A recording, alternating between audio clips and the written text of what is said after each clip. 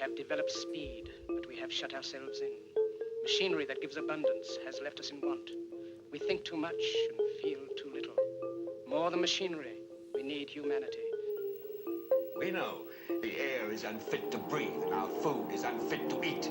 As if that's the way it's supposed to be. We know things are bad, worse than bad.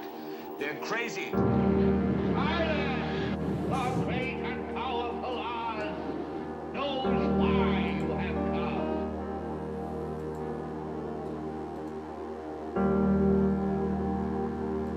You've got to say, I'm a human being. God damn it. My life has value. You have meddled with the primal forces of nature.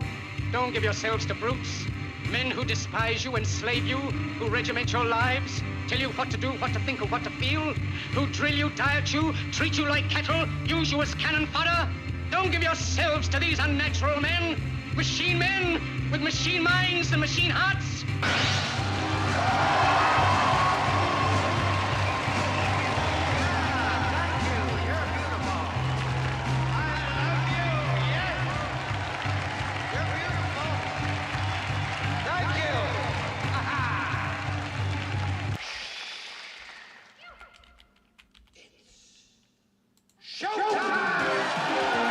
And now, Reality Hits with Jason Bermas. And who loves you?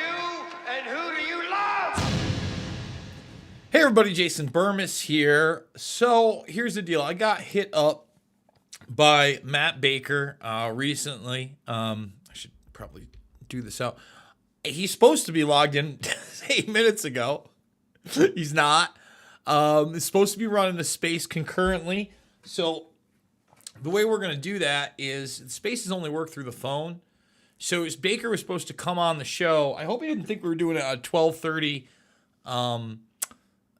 12:30 West Coast time. I hope that's because this is supposed to be like the space about Dittmann, and everybody gets to talk about it and say what they think about it and share their experiences with Adrien Dittmann.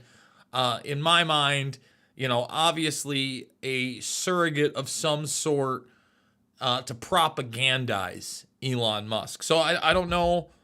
I guess I'm gonna text him again. I'm live, bro. We doing this? All right. Let's see. Boom. So yeah. I don't know. This might end up being a super short broadcast because without Matt Baker, I really wasn't going to do this. Like, we've already kind of talked about it here. He's the only reason I put this together. Maybe this gets deleted. I don't know. I don't know. What do we got in the chat there? Gina says, Bermas is my favorite journalist. Thank you so much, Gina. I really do appreciate that. So I guess we'll find out if we're doing this or not. Maybe we're not doing this. Let's get into some of the commentary I have seen in the comment sections and the sharing. We could definitely talk about that for a minute. Some people think that I shouldn't be focusing on this. This is stupid. I totally disagree with that. Because if I'm right about this being essentially an advertisement for a product, like your own personal assistant AI clone that you train, that's a huge deal. It's a huge step in where civilization will go, and the fact that you really can't trust anything anymore. All right? And by the way, right about now, it's tough to trust anything anymore. Put out by anybody. And that's why the Musk Dittmann thing kind of, I don't even know. Like, it's one of those things where excuse me. It's one of those things where, yeah, the mystery's interesting, but the implications of what's going on, even if it's just a voice clone AI in real time, and somehow, some way, someone is able to articulate everything that Elon Musk would say in a manner that Elon Musk would say it, and the clone takes over, that's kind of a big deal too. So I don't know what we're doing here, guys. I'm not getting a response. It's really weird. Really weird. I hope he's okay. Let's see. Yeah, and I also got hit up by T-Lav too about this topic. they were commenting on it. I think it was somebody asking about TLAV and Slow News Day. Steve, I'd love to talk to either of them about it. You know, I'm a big fan of what they do over there. Steve does AM Wake Up over at Rockfin. Shout out to all the Rockfinners. J-Dub says, this is a huge story. Jason, I've been depressed since you haven't been on YouTube. Sorry, Ryan. Look, guys, here's the deal. You know, it's since November now. We're at the end of February. Here we go. Matt's here. But we're trying to get back in the saddle. And the daily thing with making sense of the madness, it is going on. So you guys can check that out in the mornings. They haven't been posting it yet. Oh, here we go. So I think we got Matt with us. So hold on, Matt. Hold on, big guy. We're going to go to you. So let's see right here. There we go. Matt. I don't know. I'm just saying hi to his people here. So everybody, just so you know, I'm a real person and I'm not like some AI clone out there. This is the real Matt Baker. I'm going to be going live with Jason. We're going to be talking about the phenomenon of Adrien Dittmann and who or what is he, it / they, them. Yeah. He could be a trans person for all we know. You know, I was wondering, I thought of a third thing. You know, people were saying it could be one of his Neuralinks, but what if it's like literally the smartest monkey in the world now? Like he gave that to it, and somehow it's just like this monkey is now, oh my God, are you kidding me? I want to build a spaceship. This is cool shit. I'm like the coolest monkey in the world right now. A super amazing monkey. I'm like an incredible, amazing monkey. Neuralink fucking rocks. I love the shit. You know? So here's where I'm at on it. I don't think, obviously, already the trolling of, and by the way, I'm going to go live on the space. Actually, we could do. So yeah, let's bring him in. I'll probably get off his video. We're going crazy here. No. Let's do this part of it first. I'm going to jump over, but let's talk about it. Can you guys hear this? Can you guys hear it? I can't hear them, so we're going to do it like this. Let's see. The space is the space open, Matt? Where? Why? Oh, there it is, right there. Okay, so now I've joined the space. And by the way, you guys can do this too if you want to turn off the thing coming through there. I hit start listening, and now I have requested a microphone. So if the mic was a Let me try. Let me try. Oh, there it is, right there. Okay, so now I've joined the space. Oh, it sounds And by good. the way, you guys can do this too if you want to turn off the thing coming through there. I hit start listening. Now I have. All right, let me. I can just do that right here to the bottom of that. Can you accept him, Penelope? Okay, are you in? I am in, and I'm gonna disconnect from you. Oh, I'm gonna go back into space now. All right. Just letting you guys know, I'm not the virtual character. This is the real Matt. So look, we just got. We're back. Yes, we're back. Now we're back in regular spaces, and we have our guest here, Jason Bermas. Unmute yourself, Jason. Can we go? Yes, I am unmuted. Here I am. Can you hear me? There you are. I can indeed. All right, let's get into the meat and potatoes of it. So I saw your video, and it was on Band.video. I didn't realize how big of a following you have off of Band. I was looking into you later. And also, I didn't quite realize the depth of what you do with all these, like you did Loose Change. Yeah, I'm one of the Loose Change guys. I've made several documentary films. So on top of just like Loose Change, which is my first 9/11 film. So I got involved in Loose Change Second Edition, Loose Change Final Cut. I did a follow-up with Alex Jones back in 2008 called Fabled Enemies. We actually have Joe Biden in there admitting on camera that he met with one of the funders of the hijackers right after the attacks. Kind of brags about it. It's kind of ridiculous there. But like all that is real. I also made a film called Invisible Empire: A New World Order Defined. Another one called Shade the Motion Picture. It's been over a decade since I've done that. I've kind of been in this arena for a very long time. AI, transhumanism. I actually speak about that on the road at the Reawaken America tour. I've done over a half a dozen of those, and we'll be speaking in June on the next one. And I'm somebody that's very cautious and skeptical of a lot of aspects of Elon Musk for numerous reasons. That's why this whole Adrien Dittmann situation, when I was introduced to it via David Icke, was something I really felt like I had to get into. Oh, 100%. Were you there? so I was in that one too. Did you hear me finally rant in at the end about base reality and God? Did you hear that? I did not. So let me just kind of go over for the audience my experience on that whole thing. Listen, David is somebody, I'm the first guy Alex Jones ever gave a talk show to, all the way back in 2009. So I had interviewed Ike, 15 years ago, but recently on my recent shows, Making Sense of the Madness, I'd had him on a couple times. And actually, the second time he came on, he was talking about the dream. And, I gave him a wide berth on, kind of this simulation theory, right? And it's one that I do not agree with at all. But again, I'll listen to everybody. I respect Ike for a lot of reasons. His maintenance on the anti-war stance, the fact he doesn't play team baseball, I think those are really important things. So I'm listening to the Alex Jones and David Icke debate. And it just so happened that I had done the 4th hour of Alex Jones 2 days before.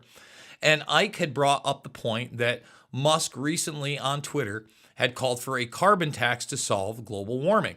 This is something I actually talked about in that 4th hour kind of briefly, and another reason I would remain skeptical of Musk. The reason I bring that up is because at that point I was in my car and I went to go have lunch with my buddy, and I actually told him that this debate was going on and everything else.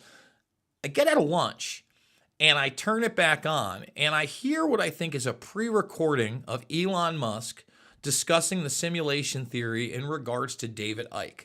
And then I soon realized that this is live and that whoever this is denying their Musk. But when I'm listening not only to them talk, I'm also listening to their answers. They are sometimes almost verbatim answers I have heard. Bullshit. When I say answers I've heard before, for instance, there was the question of extraterrestrial life, and almost verbatim, Dittmann answered that as Musk. So right away, I was convinced, because again, I was on the road. I had no idea what this Dittmann thing was, that it was in fact Elon Musk. And that's rather frightening if you think about what I think Adrien Dittmann is now. So right away, I'm like, I need to find out about this Dittmann account. And then I see that it's been around since 2021. And then I see how many spaces it's doing, and I realize it's actually holding a space right after this Alex Jones interview, and it's like 6-7 hours. And then I also look at the account, and it is basically a mouthpiece for everything Tesla, right? And everything SpaceX, everything Musk promotes. So this is ultra bizarre to me. So I start tuning in, and I realize, this thing is keeping the cadence. But then I also start paying attention to some of the people that are gone to in the space and what's being talked about in the space, etc. I then find out that Musk and Dittmann had interacted all the way back in July, and I listened closely to that. And even then, they're talking about artificial intelligence. They're talking about how if it was an AI, it wouldn't know it, and it can do anything. They're also talking about the PSYOP aspect of all of it, and they're having a great laugh, all right? So at that point, it is my mission to get on with Adrien Dittmann and get some kind of a debate in. And it was, I believe, after Dittmann got on with Alex Jones again, he was about to have G. Edward Griffin on. By the way, G. Edward Griffin, in my film Invisible Empire, A New World Order Defined, does a great job in that film. Dittmann gets on, and I'm just chomping at the bit to debate this thing. You know what I mean? I want to ask Dittmann some of the hard questions, even about Musk and Tesla, just to see what it will say about that. And I'll admit, when I finally did get in there, probably a day after I had expressed to Jones that my thought is that this is actually either, and this is still my thought, everybody, this is either an advanced AI chatbot that is going to be released as a commercial product, as a personal assistant clone for those that can afford it as a service, or this is literally somebody that has been hired not just to do an impression, but has voice mod software to learn the talking points and mannerisms of everything Musk and plays a part. I can't think of anything else it could actually be. I don't believe it's a Neuralink, etc. But when I do get to debate it, the first thing that I bring up is the partnership between CureVac and Tesla during the COVID 1984 nightmare, right? And I think that that's extremely important because nobody talks about that. And they're the ones that built the factories. And by the way, I'm on YouTube, everybody, so let's keep it kind of YouTube friendly in this space. we're broadcasting it there. I know. All I wanted to know is that during that same period that they're building the factories that print up the mRNA shots, it's also reported he makes a 600% increase in wealth. Now, it's at that point that the thing in the very beginning gets upset at me. And the first thing it says is, we're not doing any medical stuff today. And you listen to that, and it almost sounds like a pre-recording. And he takes a while to answer my question, where if you've heard it or interacted with it before, you know that it's very quick to answer a lot of these questions. It also tries to drive the conversation into like kind of making fun of Ike and comparing him to someone ripping off the Matrix. And there was... Jason, yeah. Real quick, let me interject there, because also when I believe Alex was asking it, as you call Adrien, he basically deflected from talking about politics too. He was like, oh God, I don't definitely not going to get into politics. So absolutely not, And so basically there'd be that would kind of play into your theory that there would be basically these guardrails put on this AI that it's only going to like speak within certain aspects, basically, so it won't get in trouble. As long as it talks about Elon and AI, that it will be like pretty safe in that little world. So that leads me to believe somewhat in your, and the reason why we're having this debate is I personally believe it is Elon. But and I'm well, hold on. I'm not exactly done yet, because listen, if it's I know you're not. I know you're not. I just wanted to weigh in and add to the fact that he also skipped and avoided that other conversation. No, I think I'm glad you pointed that out, man, because it's always doing that. When I say it. Yeah. Okay. Yeah, because even Elon does that. Back to you, my friend. Yeah. Back to you, my friend. And here's the deal. I think that you're possibly right in the fact that if it in fact is either an AI chatbot or a surrogate that's being hired, the way that it's already interacted with Elon and Elon's response, Elon's in on the joke. And that would also mean that he would have access to that account. So 90% of the time it could be the human surrogate or the AI bot, but he could pop in at any time and it could actually be Elon and it would be indistinguishable, right? There also seems to be, especially when they interact with each other, it sounds like the Adrien Dittmann character is able to somehow route it through a computer and use an actual microphone and not just a regular phone. I still haven't figured that out. That's why we're doing it this way, by the way. But to me, man, like I look at this thing and how it answers questions and how it deflects. And like right away when I brought up the Tesla CureVac thing, anything else, then got very defensive when I talked about Elon gaining that wealth. And the fact, it said when I said, well, you're obviously acting as a surrogate for Musk or some kind of thing. He said, give me examples. I was quickly giving examples, and obviously started with the fact that I became aware of it when it jumped in on a debate about Elon Musk with Alex Jones and David Icke. And again, he shifted that conversation into the idea of a simulation and base reality. And even in that conversation, got very excited. But by the end of it, I feel like I won the AI over because it's not used to being challenged. And I think that's an inbuilt thing in the program. So we'll see, man. I think that, and the other reason that I think that it's probably a chatbot that they're in control of, just that it's targeting the Alex Jones show, and the media just picked up on it after the fact that Elon and it interacted again, and they're constantly interacting with each other on Twitter, right? And even in that space they got on together, that journalist says it's interactive. Just so you know, I actually had a part in that. So, because I saw, first of all, Alex had talked saying, oh, we're hoping that Elon will join us. But then I saw Dittmann was in the comments. Adrien actually follows me, believe it or not. I'm one of the few people he actually follows. And this longer story, but I'll get right to the point here. Chase Geyser was running that chat, and I DM'd Chase. I said, "Hey, by the way, Adrien Dittmann is Elon Musk," and he's like, "What, he is, or it's conspiracy?" Because in my mind, I just said it is, And still to this day, I play around with it. I go back and forth. I'm convinced it is, but I mean, obviously, there's a chance it's not, and that's why we're having this great Adrien Dittmann debate. And so, like I said, I actually got him in as the speaker on that particular panel. So there was a little bit of naturalness to that. Mm-hmm. But then once it came in, Alex claimed to have knowledge that he knows for sure it's him. I don't know. It sounded like he was trying to say he knew behind the scenes it was, as opposed to the way I believe is my brain is capable of understanding that I'm listening to the same person. That's where I get my information from. I'm just like, well, that's not very reliable these days, Matt. I hate to tell everybody. No. Well, the voice, yes. The tempo, the cadence, not so much. Oh, we got Harrison here. Oh, yeah. Sweet. What up, buddy? What's up, y'all? Can you hear me? Yeah.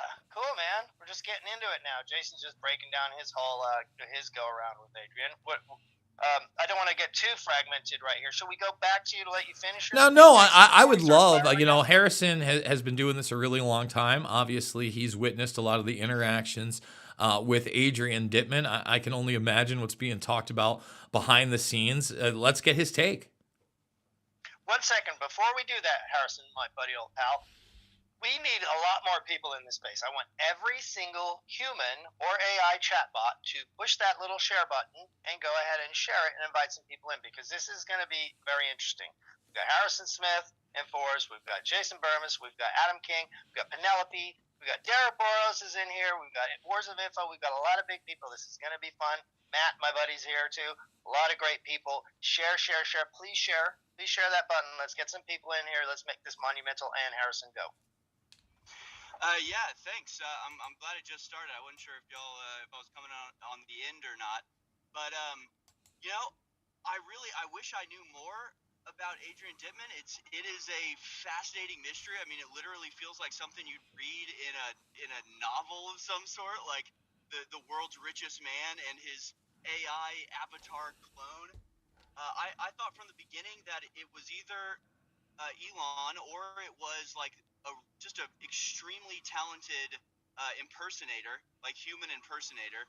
I didn't think AI was sophisticated enough, but just while y'all were talking, I just had the idea that if it is an AI and it's that sophisticated, it's more advanced than what we have access to publicly, but it would be something that Elon Musk might actually have access to and be testing out for some reason. If you were Elon Musk, wouldn't you do that? Because then you could call into the Alex Jones show as Adrien, and there'd be no way of telling whether it was you or not. So there's like an AI clone version of you going on radio shows, but then also you can go on the radio show, and it's basically unfalsifiable. Like, nobody will know whether it's him or not. I'm honestly completely lost in this whole thing. I think, every possibility is still sort of up for grabs, and with AI just making everything uncertain at this point. I really want to hear what y'all think, and if y'all have done any research. I haven't really looked into it. I've watched the spaces, and I've heard him on Jones's show, and I honestly do not know what to think in terms of what it really is, or who it really is, or if it's Elon. I mean, it's the whole thing is just completely insane. So I'm excited to hear what y'all have to say about it. Yeah. So, I mean, obviously, in this world that we live in, it is possible that it could be an AI clone. But my main, I kind of was saving this for later, but I guess I'll just get right into it. I believe that if it truly was an AI clone, with the speed that the internet and all these things are moving right now, I mean, obviously, this would be the Turing test. If you've seen Ex Machina, basically the Turing test, for people that don't know, is basically if you can't tell the difference between an AI and a human being by questioning it, then basically the argument is that maybe it either is sentient, or what is sentient and what is the difference. So basically, the ultimate Turing test of all time would be to release, and Elon would do something like that, I think, if he had it. Is hilarious to then Turing test the entire world and have everybody talking to this thing, not only thinking it is a person, but a specific person, which then at a certain point you could then say, sell everybody their own clone. Like anyone who's been on Spaces or has talked on social media for a lot, basically you could buy your own clone and have your clone hosting shows for you, and you could pop in or pop out if you wanted to interject or not. The one reason that I have pause for that theory is because of the speed at which the internet and all these AIs are moving and the level of competition. I think he would have monetized it by now, because this thing's been around for a while, and I don't see any beta version of it. Like months ago, it was like glitching out, and now it's getting better and smarter. I feel like it's the same Adrien Dittmann that I was talking to months and months ago, actually, when I thought it was Elon in the very beginning. I was telling it my ideas for building glass spaceships in space, and it was like, that's a fucking great idea. I fucking love that. Let's do a fucking space on it. And I was like, oh my God, Elon wants me to build spaceships in space out of glass. And I was fucking having an orgasm thinking about it. And then basically Penelope was one of the people on that panel. And then later on, everyone on the panel was saying it's not Elon. Don't say that.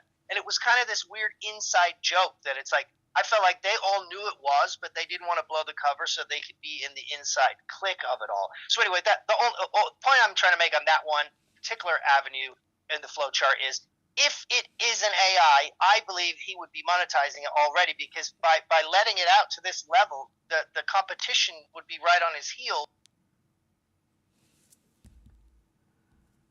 Oh, we lost him. We got to reconnect. I'm hoping that the space didn't go down. That'll be no good. We're still live here on the broadcast. Let's see what we got. Let's hope. Let's hope, folks, because that was getting juicy. You know what? I'm going to just end the broadcast here. You guys want to see it? I'm going to go back over to the space. I'm going to try to get on the space. You can find it over at Matt Baker's slave_2_liberty. And I'm going to try to jump in.